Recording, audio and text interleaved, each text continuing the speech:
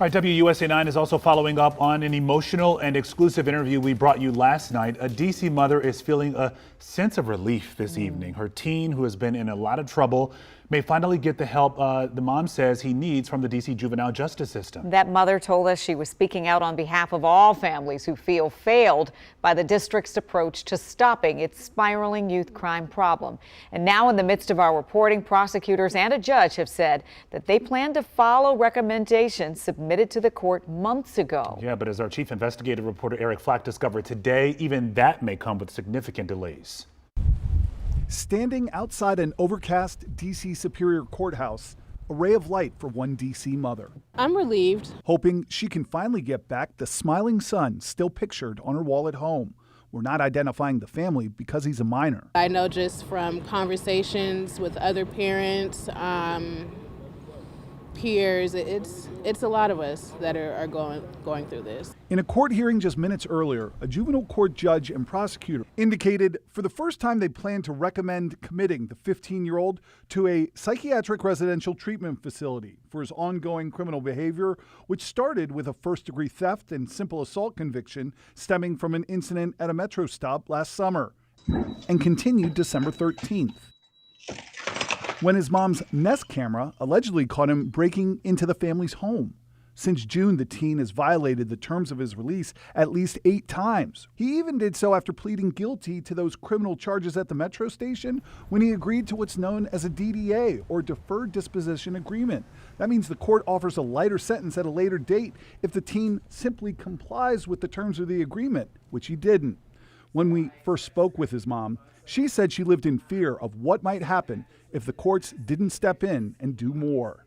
Honestly, one of my biggest fears is getting a phone call that something's happened to him, or him getting in trouble for something where there's no turning back from.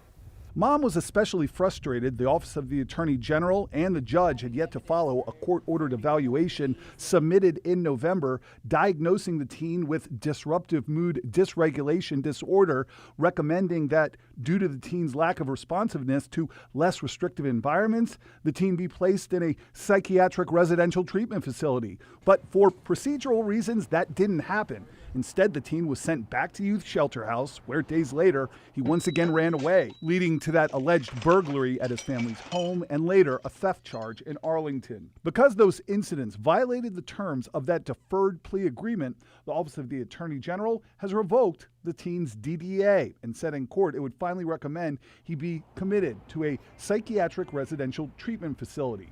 The judge indicated she would go along with that recommendation. Is today the first step of getting that kid who's on your wall in those pictures back? That's what I'm hoping for.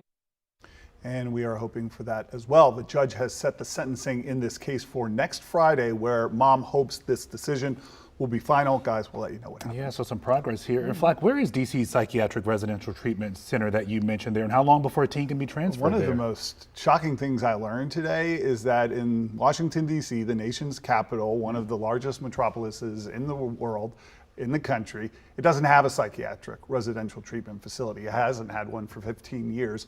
The closest one is in Baltimore. If not, the teen could end up in Newport News, Virginia, Georgia, or as far away as Florida. As far as when he could finally get there and start that treatment, the Department of Youth Rehabilitation Services was at today's hearing, and they told the judge, due to all the paperwork, it could take up to 3 months before they can place him. He's going to just sit in lockdown at Youth Services Center until then. So we can only hope that he makes it there in these environments. We hope he makes it there, and we hope he can be helped once he gets there. Absolutely. Yeah. This story reflects the experience of so many young people and families who've just been struggling to get help. We're already hearing from other families calling, asking for help. Yeah. Just like that mom. Says a lot.